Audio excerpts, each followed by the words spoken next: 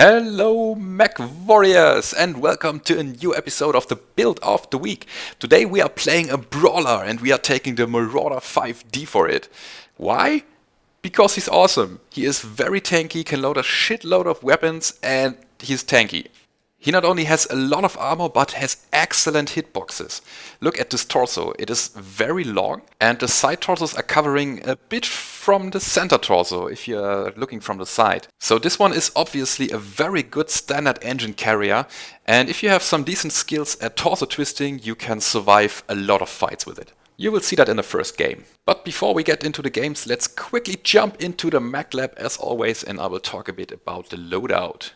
So here we have our Marauder 5D, and I really wanted to exploit his frontline capabilities, and therefore I went for a short range build. We've got two SRM6s with Artemis because I want to reduce the spread a lot, and 4 medium lasers. The good thing about these two weapons is that they share the same maximum range of 270 meters, so we don't have to think about when we should shoot or not. We've got another energy slot in the right torso, and I was putting a large pulse laser into it because it has almost the same range, and yeah, that synergizes very well with the loadout before. And of course it adds a bit more punch to the build. For the engine I chose a standard 300, and I'm feeling that this is just enough for a Marauder. It can rely a bit on his tankiness to advance, and yeah, it's okay. It's not a crazy amount of speed, but it will be enough. The rest of the mech is filled with heatsinks, a single jump jet, and 4 tons of ammunition. And after playing some games, I feel that 4 may be a bit too much. You can probably swap a ton for another jump jet if you feel like it. So let's quickly look at the modules before we begin with the games. And this build is a bit different from what I usually do in a brawler. So I've got the radar deprivation module, which is nice, and I've got all the range modules for all my weapons. Because this build, again, it is a bit slower than usual. And yeah, we need the range to be significant in most phases of the game, or in as much phases as possible. And yeah, once we are in the fight, heat is an issue. And cooldowns won't help with that. So I rather have some range instead of being in the fight and just overheat constantly because my trigger finger is itching and I can't stop pressing the button. Alright. So for the consumables, I have taken the UAV and a cool shot because having vision is good when you're on the front line, or if you want to advance and you're not sure if there's some mech hiding behind a piece of cover. And keeping your mech cool is always a good thing to have. And that's it for the build. Let's jump into the games and see how this will go down. I hope you're having fun, and now it's time to hit the battlefield. Alright. First game of the day, we are playing Turmaline Desert and we're playing Skirmish. And what are we going to do with this build? I have no idea. No, I'm just kidding. We are playing a brawler, and it's a close range build, and all we can do in the first phase is we have to sit in the back and we play it safe for the first phase. We can poke a bit. The large pulse laser, it has a maximum range of 800 meters.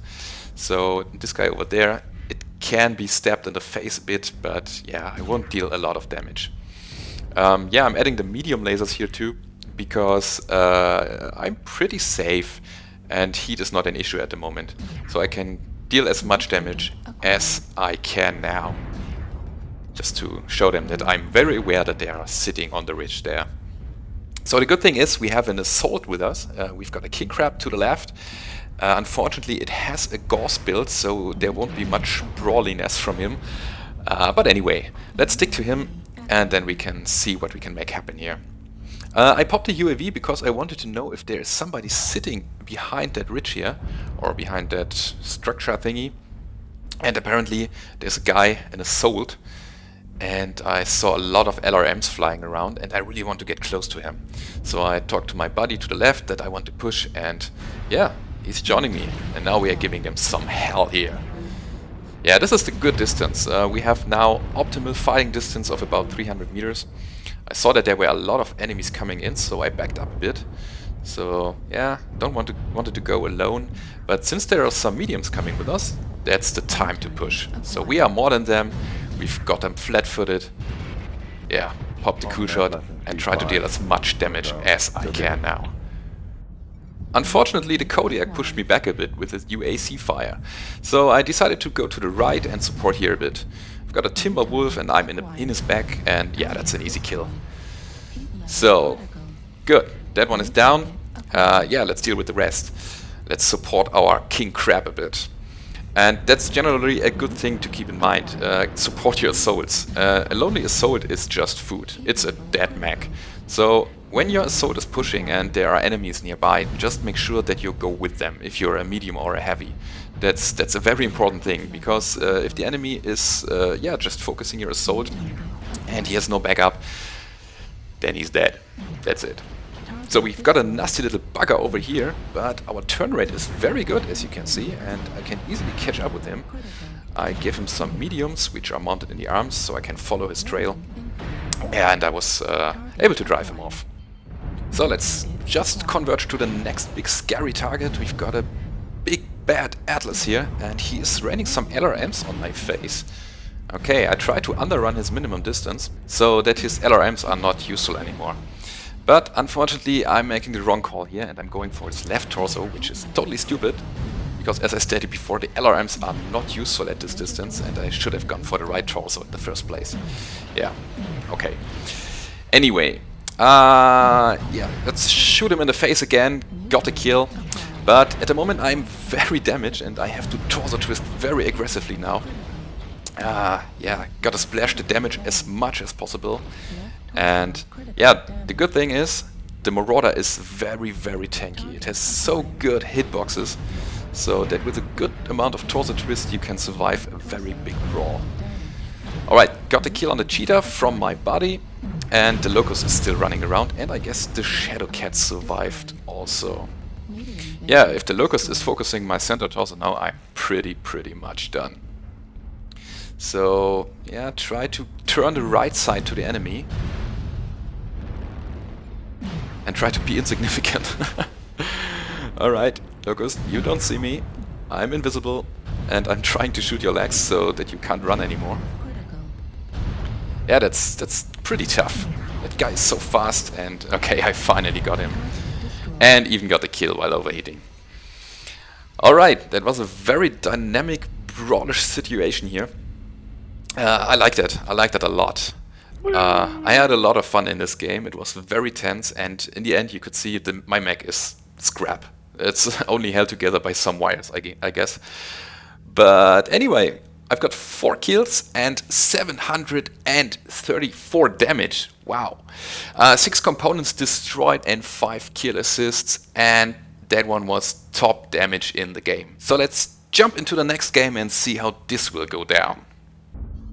So, second game of the day, we are playing HPG Manifold and we are playing Domination, and I encouraged my team to go to the basement. I don't know what I was thinking, but yeah, it seems that I was right, because there is a guy over there and it's a big bad Kodiak. So, we've got me and the Butterbee here, or at least a catapult with a lot of SRMs, I don't know what it was. And I was feeling that we could push easily and bring him down very fast. So yeah, he was focusing me and I tried to yeah, lose his attention. It worked out fine. We've got a lot of SRMs coming from our catapult here.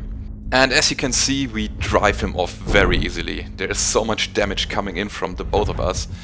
Yeah, he has no option but to run away. I guess he is very hot now, so fighting back is not an option for him. And we even got the kill on the other guy. That's a good start for us. So it seems that the rest of the enemy team has finally found out what's going on. Yeah, we quickly want to kill the Kodiak and then deal with the rest of them. Problem is that my left torso is now open, and I don't want to rush outside without knowing what's awaiting me there. So I'm backing up a bit and I'm trying to go into their flanks. So I'm taking the long approach through the other exit, and there's also the Nova coming with me. So that's a good thing. So let's team up a bit. Okay, the other guys are following, and let's hope that the guys on the platform, so our guys, are distracting them so that we can go into their flanks. When doing so, of course, we have to use the element of surprise. We have to hit fast and we have to hit hard. So make sure when you're doing a flanking maneuver that all of your teammates who are going with you are in the right place. Yeah, okay. The enemy, they saw us. That's a problem. But not all of them. That's a good thing. So we've got that blackjack over there who's shooting back. But the other guys, they have no idea that we are here, or at least they don't care. And that's the momentum we can use. So we've got a rock. I wanted a kill on him, so I was just standing and shooting. But now it's time to push, to finish the flanking maneuver. Because the enemy is still focusing our guys on the platform, and we can support them now from the right. So we managed to separate a Nova over there. Yeah, he has to back up, and he's getting some fire from SRMs and our lasers. And that's all I wanted. A kill would have been nice, but that's a mech who is driven to cover now, so we can deal with the rest of them. Okay, let's do a little overly protective torso twist here. No one is focusing me, but why not? Yeah, and give them now some lasers and rockets to the face. And now there is confusion in their ranks. The enemy is running and we've got some other dudes on the platform to the left who are awaiting them and can shoot from above. And those who are fallen behind are just killed by our flanking team here. That's a good thing. The enemy now cannot focus any of our mechs. They are too busy running, or when they are not running they have to shoot the target that is right in front of them. Alright, we got some kills here by our team. And a crab right in front of me. That's the perfect firing distance. I very much like that. But I made another mistake here and I've got narked and got a lot of SRMs to the face. And the shutdown, of course, didn't help surviving here. My left leg is now very damaged and I have to play it a bit more safe now. But anyway, I guess we have a good momentum and we have to keep the pressure up. So I'm going with my team. I was really hoping that the SRM boat is taken down by now. Yeah, you can see there are a lot of kills in a very short amount of time. The push really worked out. And we've got the Black Widow over there. He's trying to shoot at me. And I'm not bothering with torso twisting anymore.